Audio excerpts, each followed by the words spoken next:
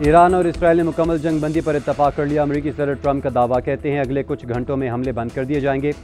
दोनों मुल्क बाकायदा जंग बंदी का ऐलान करेंगे। ईरान अगले 12 घंटों में बाज़ाब्ता तौर पर सीज़ फायर करेगा। ईरान की जंग बंदी के 12 घंटों बाद इसराइल सीज़ फायर पर अमल करेगा। सीज़ फायर के हर मरहले में फ़रीक़ैन तहम्मुल का मुज़ाहरा करेंगे। दोनों ममालिक को अमन की तरफ आने पर मुबारकबाद पेश करता हूँ। ये जंग कई साल तक चल सकती थी और मशरिक़ी वस्ता को तबाह कर सकती थी, लेकिन ऐसा नहीं हुआ। दूसरी जानिब ईरानी अहदेदार का कहना है तेहरान कतर की सालिसी में अमरीकी तजवीज़ करदा जंग बंदी पर रज़ामंद हुआ।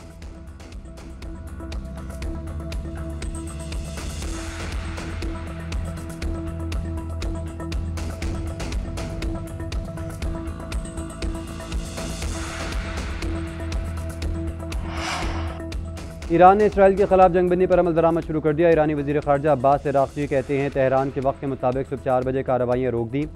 वतन के दिफा के लिए तैयार अपनी बहादुर फ़ौज का शुक्रिया अदा करता हूँ। इसराइल जारियत रोक दे तो मज़ीद कार्रवाइयाँ नहीं करेंगे।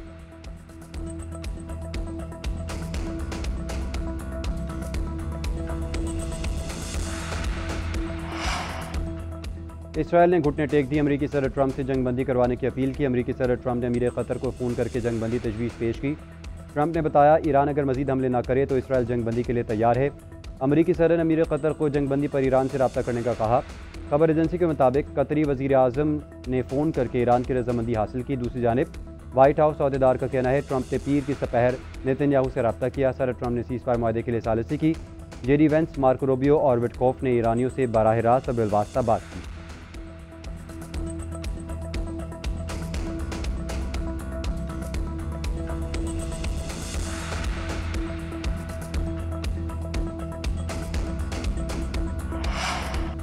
ईरान और इसराइल में जंगबंदी की कोशिशें जारी थीं। ट्रंप इख्तितामी लाइन तक पहुंचने में कामयाब रहे।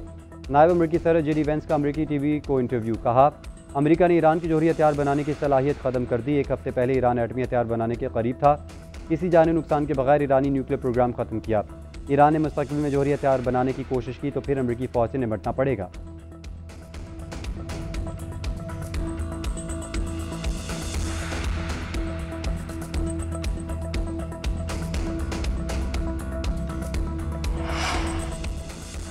ईरान का अमेरिका के खिलाफ ऑपरेशन बशार अल फतह। ईरान ने कतर में अमरीकी एयरबेस अल उदैद पर 14 मिसाइल दागे गए।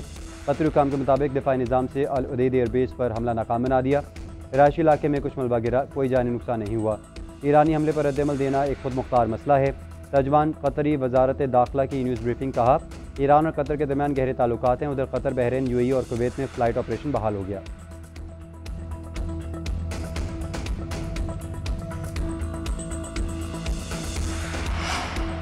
हमने किसी को नुकसान नहीं पहुंचाया, बैरूनी जारियत किसी सूरत कबूल नहीं करेंगे। ईरानी सुप्रीम लीडर आयतुल्लाह ख़ामनेई का दो टोक मौक़िफ़। सोशल मीडिया पैगाम में कहा हम किसी की ज़्यादती के आगे हरगिज़ सर नहीं झुकाएंगे। ये ईरानी कौम की मंतक़ है। ईरानी पासदारान इनकलाब का कहना था अमरीकी एयरबेस पर तबाहकुन और मजबूत मिसाइल हमला किया। हमले में इतने ही मिसाइल फायर किए जितने अमरीका ने जोहरी तनसीब पर हमले में बम इस्तेमाल किए थे। ईरान पर किसी भी हमले का जवाब दिए बगैर नहीं रहेंगे।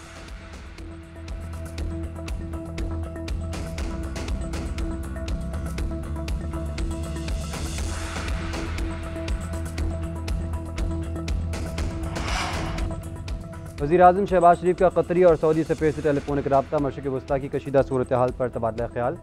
वज़ीर आज़म ने कतरी सफ़ीर से गुफ्तगू में अमरीकी फ़ौजी अड्डे पर ईरानी मिसाइल हमले पर इज़हार तशवीश किया। कतरी अवाम और हुकूमत से मुकम्मल यकजहती का इज़हार। ख़ित्ते में जारी कशीदगी फौरी कम करने की ज़रूरत पर जोर।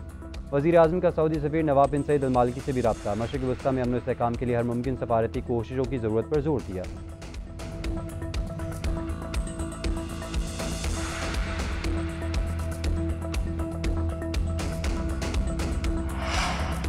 कौमी सलामती कमेटी की 22 जून को ईरान के न्यूक्लियर असासों पर हमले की शदीद मज़म्मत। जोहरी तनसीबात पर इसराइली हमले IAEA के और अक़वाम मुत्तहिदा चार्टर की खिलाफवर्जी करार। कमेटी ने इसराइली जारियत की भी शदीद अल्फाज में मज़म्मत की।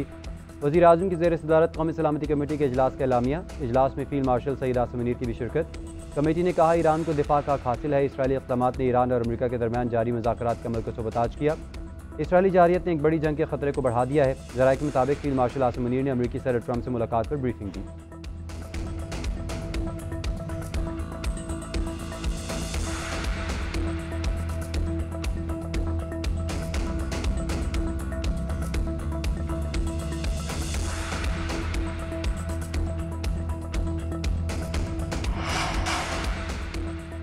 और बैरून मुल्क से 5 लाख टन चीनी खरीदने का फैसला। शुगर एडवाइजर्स बोर्ड ने चीनी दरामद करने की मंजूरी दे दी। चंद रोज़ में दरामदी चीनी से मुतल्लिक रस्मी कार्रवाइयाँ मुकम्मल कर ली जाएंगी। वफाकी वज़ीर राना तनवीर हुसैन कहते हैं चीनी की कीमतों में इस्तेहकाम के लिए दरामद करना ज़रूरी हो गया है। दरामदी चीनी को जल्द मार्केट में लाया जाएगा ताकि सार्फिन को रिलीफ मिल सके। चंद माह पहले हुकूमत ने कीमतें ना बढ़ने की शर्त पर चीनी बरामद करने की भी इजाज़त दी थी।